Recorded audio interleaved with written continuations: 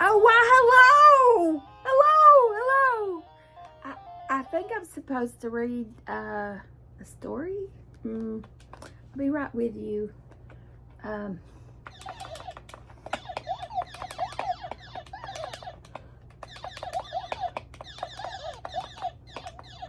Oh, I'm sorry, you can see me. Oh, I'm sorry. Do y'all ever hide behind your computer or your book and do things you're not supposed to do while you're supposed to be learning? Okay, we're getting back to it. Uh-oh. I don't think that ended well. We're on chapter 14 of The Mysterious Shrinking House. It's our last chapter. It'll be the end after this. Oh dear. We have read 14 chapters after this one. 14 book chapters. We are on 14 and page 151. All right. I felt all thumpy inside and shivery out, like Gretel pushing the old witch in the oven, I guess. Mindy took another cupcake and carefully peeled away the pleated paper cup. A week had passed and it was her birthday. Happy birthday, Mindy. Happy birthday to you. Happy birthday to you. Happy birthday, dear Mindy. Happy birthday to you and many more. Can we have a cupcake? Okay, so we're ready. And lunch, Miss Brett and Samantha had provided as a birthday and an all's well that ends well party was one good thing after another. The little cakes were iced in white with gold and yellow icing roses on top, and instead of ice cream, there was sherbet. Ooh, yum. And was a rainbow of colors in each dish. It was very brave of Mindy. We were all quite terrified. Mrs. Bright beamed at Mr. and Mrs. Hallam, who had already heard the story from Mindy a dozen times in the past week and still marveled at it. There we all were, Mrs. Bright went on, afraid to stir for fear young Willie would hear a floorboard.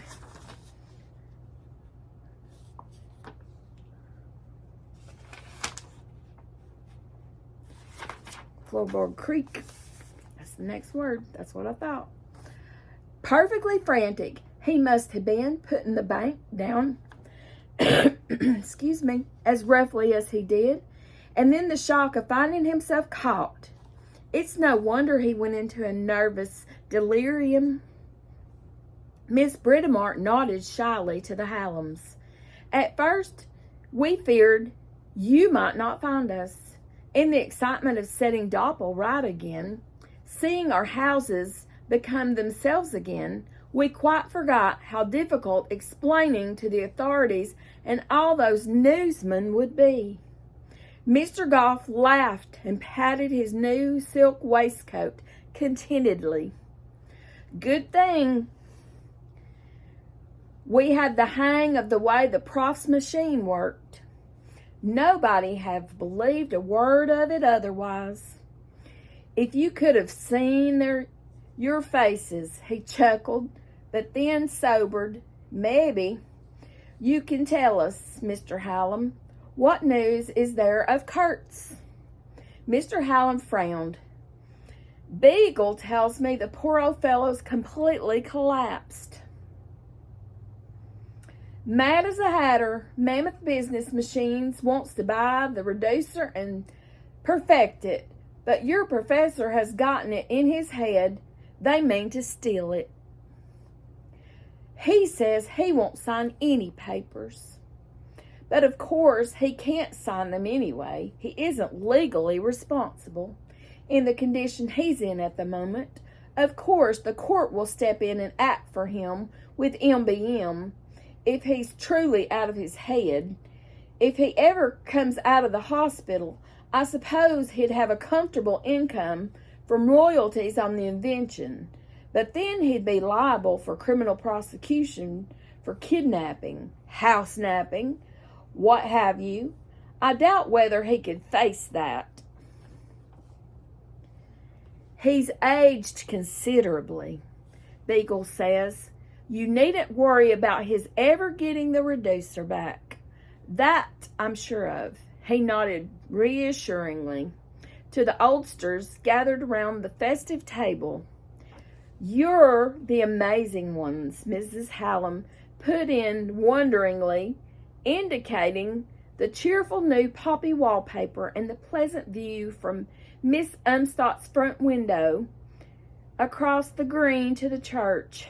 A week ago, Doppel was up to its eyebrows in a jungle of weeds and scrubby thickets, and now it is all velvety grass and street lamps and roses and hydrangeas, with the plumbing and electricity, added Augustus Doppel, with a precise nod and a smile of great contentment.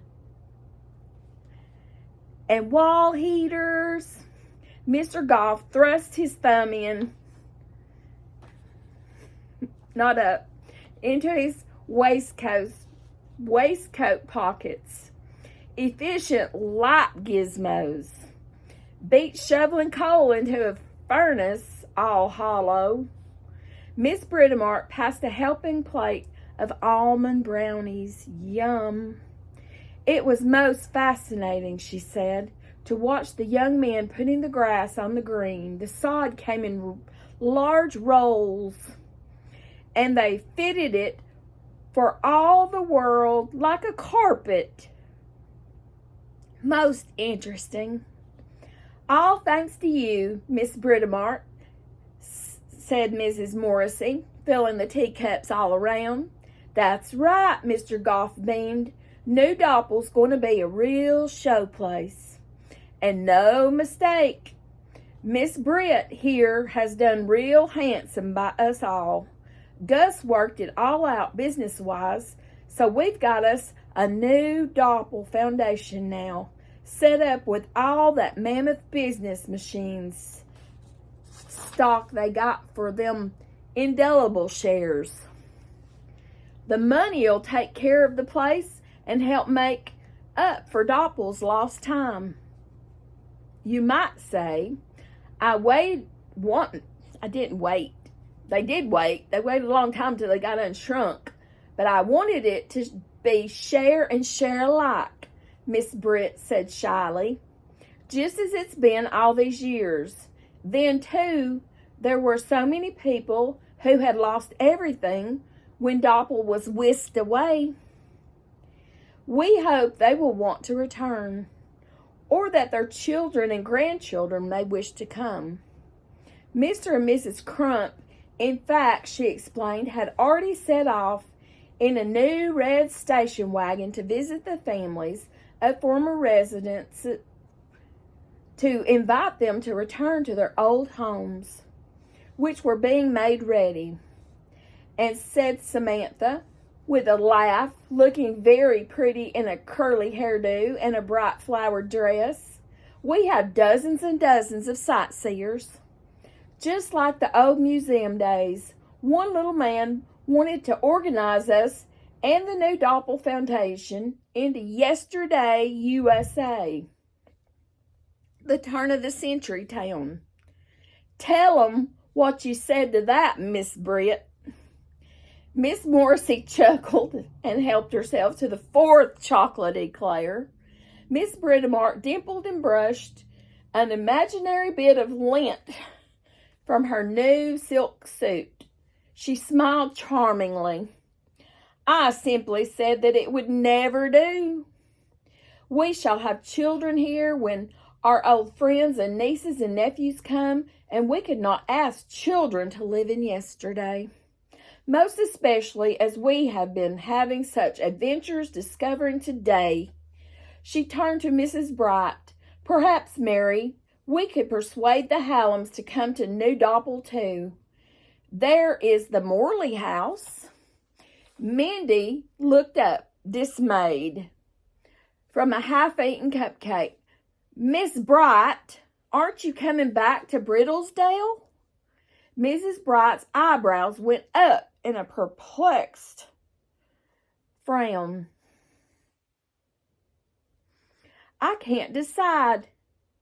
I should be very conspicuous if the dear old Buckle House were restored to us and to its old place and size in Brittlesdale. You know how it would be with the highways at my front door. My house and I should be a curiosity. Of course, the house must stay a dollhouse. If it remains here, but ever the reducer were perfected so that it could enlarge objects no matter what their location, it would be quite at home in Doppel. These dear people are tempting me with a lovely apartment they fixed up on the upstairs floor of the bank. I am very tempted to stay with our new friends. She twinkled mischievously, her apple-red cheeks glowing. Yes, we must let your parents see the Morley house. It would make a splendid antique shop. 1798. Second oldest house in Doppel. Old Augustus Doppel rubbed his hands in a businesslike way. As he turned to Mr. Hallam, the bank owns it. No Morleys left, you see. We would be prepared to offer you a very generous terms indeed. Dear Augustus, Miss Britomart objected. You gentlemen must save such talk for another time.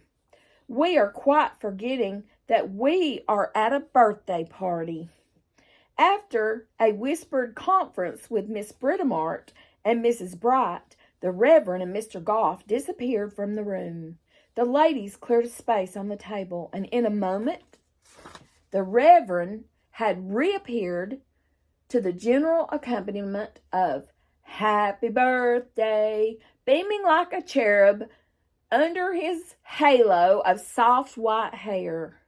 On a silver tray he carried a splendid cake, 3 tiers smothered in white icing ribbons and rosettes with yellow sugar daisies, and Mindy tastefully written on top in letters made to look like a leafy green vine. Mindy's eyes shone, but as the oldsters came to the end of the birthday song, her glance fell on the neat little pile of cupcake papers on her plate. Everyone laughed at her distress. You think she's got room for a piece of cake? Don't you fret yourself, dearie, Mrs. Morrissey chuckled, shaking like a large pudding. The big ones to take home. I reckon you'll find friends enough to help you eat it. It's dear old Sybilla's doing. Sorry I couldn't be here present, you might say. Explanation was cut short by Mr. Goff's entrance. Surprise! He boomed. He bore a large white box, tied with a yellow lace ribbon, and sat in front of Mindy, letting it down carefully, as if it were very heavy. Oh, Mindy, open it quickly, exclaimed her mother, and save the ribbon. It's lovely. Miss Britomart smiled mysteriously as Mindy worked to slide the ribbon off. This was mine when I was your age. Araminta, she said, and it was my mother's before this. It was the best thank you we could think of, and the best reminder so that you may not forget us. As the lacy bow pulled free, the sides of the box fell outward to reveal a lovely old dollhouse, freshly painted and refurbished. Taped to one chimney was a small card which announced in a spidery handwriting, guaranteed unshrunk. Guaranteed. And that is the end of our story. It's been a great beginning, middle, and end. But it is over, I'm sad to say. Chapter 14 was the end. So I'm glad you came to listen. I hope you liked that story. And I hope you'll listen next time. We have a new story. I'm probably going to post 2. All right. I'll see you next time. Bye-bye.